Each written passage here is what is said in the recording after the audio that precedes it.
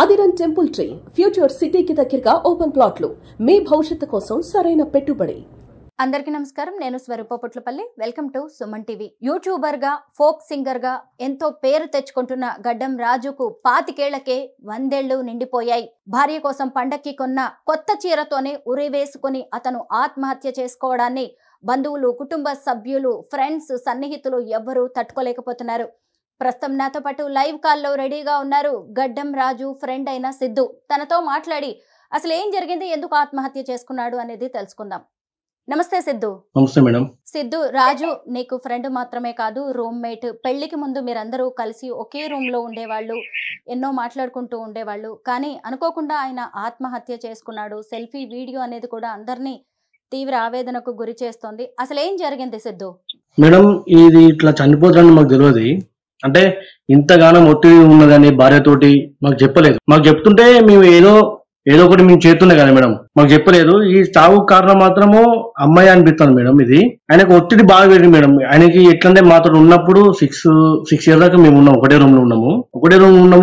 మేము ఒకటే కంచంలో, దిలీప్ అన్న గానీ, శ్రావణ్ అన్న గానీ, నేను గానీ, రాజన్న గానీ ఒకటే రూమ్ లో మేము ఉన్నది. ఈయన చెప్పలేదు మాకు. ఏది పెళ్లి అయినాక అరే ఇట్లా అవుతుందిరా, అట్లా అవుతుంది అంటే ఒక్కసారి చెప్పిండు. ఏది 3 months బ్యాక్ ఏమో, పెళ్లి అయినాక 3 months తర్వాత వాళ్ళకి లొల్లు అయింది.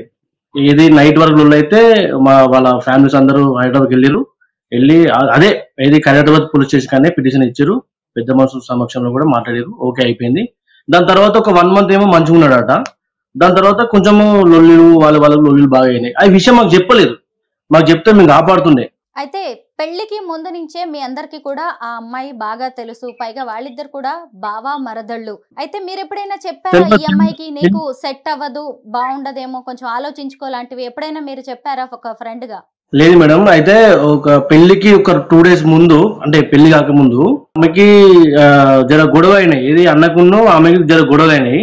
గొడవలు అయితే నాకు ఈ అమ్మాయి వద్దు అని చెప్పిండు. చెప్తే వాళ్ళ మమ్మీ, ఏది రాజు వాళ్ళ మమ్మీ ఏమన్నదంటే, అదే మనోళ్ళే కదా, నువ్వు లవ్ చేసినావు ఓకే, కానీ వాళ్ళు మనోళ్ళే కదా, దగ్గర ఉంటది, జర నన్ను కూడా చూసుకుంటది అంటే మమ్మీ చెప్తే ఆ మాట మీద పెళ్లి చేసుకున్నాడు. నాకు అమ్మాయి వద్దని చెప్పింది ముందే. కానీ వాళ్ళ మమ్మీ వాళ్ళ డాడీ చేసుకోరా బాగానే ఉంటది, మంచిగా ఉంటది అంటే సరే మమ్మీకి ఇష్టం కదా అని చేసుకున్నాడు పెళ్లి. లేకపోతే వాళ్ళకు ఎప్పుడో విడిపోయేది, వాళ్ళు పెళ్లి కాకముందే విడిపోయేది. రాజు ఈ వీడియోస్ కాకుండా ఇంకా ఏదైనా పని చేస్తూ ఉంటాడా? మాతో ఉన్నప్పుడైతే ఓన్లీ వీడియోస్ చేసేది మేడం. ఏది యూట్యూబ్ మేము కలిసి ఒకటే ప్రాజెక్టు చేసేది. పెళ్ళైన తర్వాత జర ఫైనాన్షియల్ ప్రాబ్లం వచ్చిందో ఏమో తెలియదు కానీ ఆయన స్విగ్గీ, ర్యాపిడో, ఇంకోటి మా చిన్న జాబ్ అట్లా చూసుకున్నాడు, ఏదో పార్ట్ టైం జాబ్ లెక్క. అమ్మాయి ఏదో షాపింగ్ మాల్ ఏదో చేస్తుంది, మేనేజర్ లెక్క. రాజు సూసైడ్ చేసుకున్న తర్వాత మీరు ఆ అమ్మాయితో మాట్లాడారా?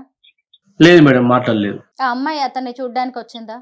మేడం, ఆ అమ్మాయి చూడడానికి వచ్చిందంటే ఎక్కడికి వచ్చిందంటే మన పోలీస్ స్టేషన్ వరకే వచ్చింది మేడం. పోలీస్ స్టేషన్ హాస్పిటల్ వరకే వచ్చింది, హైదరాబాద్ వరకు. మేమైతే హాస్పిటల్ నుంచి అంబులెన్స్ లా జాఫర్ ఖాన్ పేటకి పట్టుకొచ్చినాం మేడం.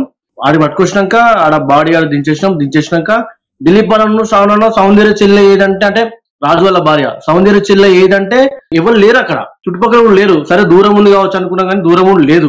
ఆమె హైదరాబాద్ లో ఉన్నది, దానా సంఖ్యలు రాలేదు మేడం. పెళ్లి అయింది మేడం. పెళ్లి కాకపోతే మేము జిల్లెట్ చెట్టుతో కూడా పెళ్లి ఎత్తుండే కావచ్చు.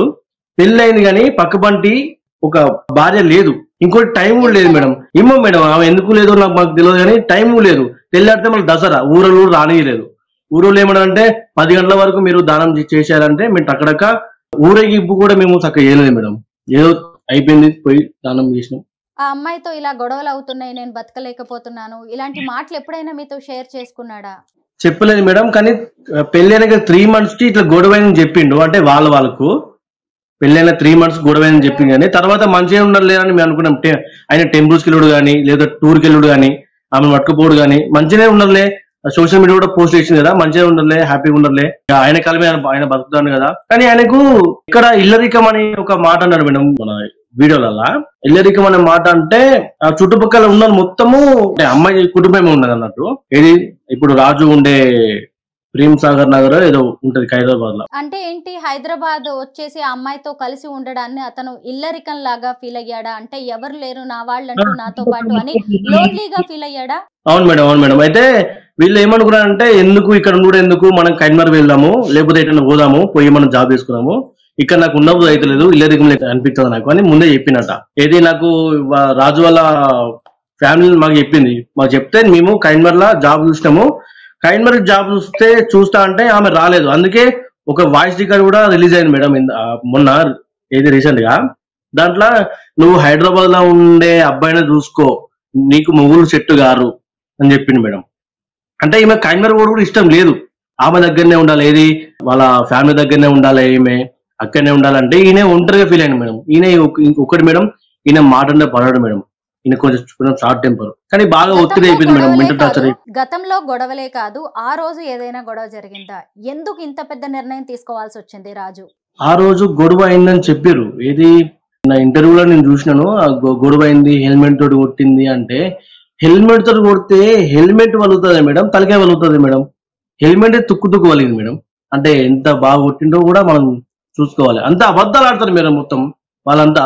అమ్మాయి మొత్తం అబద్ధాలు ఆడుతుంది, నన్ను హెల్మెట్ తోటి కొట్టినంటే హెల్మెట్ తుక్కు అయింది కానీ తలకాయ తుక్కు కాలే ఆమెది. ఇంత అబద్ధమా చెప్పు, ఉన్నట్టు చెప్తే బాగుంటది మేడం. ఆమె కూడా అక్కడ ఏం జరిగింది, ఇప్పుడు రూమ్ లో మేము రాజు ఎట్లాంటి వ్యక్తి, ఎట్లాంటి పర్సన్ అనేది మేము చెప్తాము, కాకపోతే రూమ్ లో ఏం జరిగిందో మాకేం తెలుస్తుంది మేడం, ఆమె ఒక్కనే తెలుసు. కానీ ఆమె కూడా అబద్ధాలు ఆడితే ఎట్లా మేడం? గొడవ అయింది కావచ్చు, భార్య భర్తల మధ్యలో గొడవలు చాలా అది కామన్, అది ఎంతో మందికి అవుతుంది మేడం అది.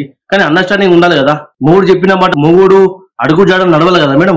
నేనే గొప్ప, నా చుట్టుపక్కల ఫ్యామిలీ ఉన్నది, నువ్వు ఒంటరిగానే ఉన్నావు అంటే ఆయనకి ఏమనిపిస్తుంది మేడం? పోలీస్ కంప్లైంట్ పెళ్లి కాక ముందు రాజుకి ఎలా న్యాయం జరగాలనుకుంటున్నారు? అయితే మేడం పోలీస్ కంప్లైంట్ మేము చనిపోయిన రోజు ఇద్దాం అనుకున్నాము. వాళ్ళ డాడీ చూసి ఏమన్నానంటే, ఇప్పుడు వద్దు, నా కొడుకు నాకు కావాలి, మేము చేసుకుంటాము, దాని సంబంధం చేసుకుంటాము అని అనుకున్నాను. ఎందుకంటే ఈ అమ్మాయి వస్తుంది కావచ్చు అనుకున్నాడు కావచ్చు, చేసుకున్నామని కాంప్రమైజ్ వరకు వచ్చింది మేడం. ఇది చనిపోయిన రోజు 29 తారీఖు 30 తారీఖు మేడం, 29 తారీఖు చనిపోయిండు, 30 తారీఖు మేడం. తర్వాత 5 days తర్వాత వాళ్ళకి 3 days ఫోన్ చేశారు, వాళ్ళు రెస్పాన్స్ కాలేదు. 5 days ఫోన్ చేశారు, వాళ్ళు రెస్పాన్స్ కాలేదు. ఇక మేము 6th day అంటే చనిపోయిన 6th day కి మేము రాజన్న, నేను, దిలీప్ అన్న అందరం కలిసి హైదరాబాద్ పోలీస్ పోయి పిటిషన్ ఇచ్చాం మేడం. రాజు ఎలాంటి వాడో మీకు బాగా తెలుసు, అతని మెంటాలిటీ ఎలా ఉంటుంది? సూసైడ్ చేసుకునేంత పిరికి వాడా రాజు? ఆయన ఒక మోటివేటర్ మేడం, ఒక మోటివేటర్. ఎవరికైనా బాధ వస్తే కూడా ఏ పిక్చర్ లైట్ అని చెప్పేటోడు. ఎందుకులే. ఇంకోటి మేడం, ఫైనాన్షియల్ ప్రాబ్లం అంటే ఉన్నది మేడం ఆయనకి. యూట్యూబ్ నుంచి ఏమైనా డబ్బులు వస్తే కూడా నాకు అరే సిద్ధు బట్టలు కొనుక్కున్నాం పారా అని చెప్పేటోడు. అంటే నేను అన్నది ఒకటే డిస్టిక్ అన్నాడు, పెద్దపల్లి డిస్టిక్ దగ్గరే. ఇది నాకు అన్నకి 11 kilometers ఏమో దూరము, మా ఇల్లుకు అన్న వాళ్ళ ఇళ్ళకి. మేము కలిసి మేము జర్నీ చేసేది. మేము హన్మకొండలో రూమ్ ఉన్నప్పుడు మేమిద్దరం కలిసి ఇంటికి వచ్చేది, మళ్ళీ పోయేది. కానీ ఆయన ఒక మోటివేటర్ మేడం, పిరికోడు కాదు. ఈ భార్యను, వాళ్ళ పిన్ని, వాళ్ళ మమ్మీ, వాళ్ళిద్దరు బామ్మర్దులు ఒత్తిడి వల్లనే ఈయనకు ఎవరికి చెప్పుకోలేకపోయింది మేడం. ఇప్పుడు బయట చెప్పుకున్నామా జర కొంచెం, ఆయన ఫోక్ యాక్టర్ కాబట్టి బయట మీడియా వాళ్ళు ఏమనుకుంటారో, ఈ కుటుంబం అంతా ఏమనుకుంటారు, కుటుంబాన్ని నేనే ఒప్పించుకున్నా కదా, నేనే లవ్ చేసిన కదా, నేనే లవ్ చేసి నేనే మా కుటుంబం ఒప్పించుకున్నా కదా. మళ్ళీ కుటుంబం ఏమంటారు అంటే, అమ్మాయిని నువ్వే చూసుకున్నావు కదా, నువ్వు జాగ్రత్త చూసుకున్నా అని చెప్పినావు కదా, నువ్వే మార్చుకున్నా అని చెప్పినావు కదా, మళ్ళీ నేను వద్దురా అని చెప్పినా అని ఒక మాట అంటారని ఈయన సెల్ఫ్ గా సూసైడ్ చేసుకోండి మేడం. కానీ ఆయన పిరికోడు కాదు, ఒక మోటివేట్. పోయిన రాజుని ఎవరం తిరిగి తీసుకురాలేమో, అతని ఆత్మకు శాంతి చేకూరాలని కోరుకుంటున్నాం. Thank you Siddhu. అవును మేడం, థ్యాంక్ యూ మేడం.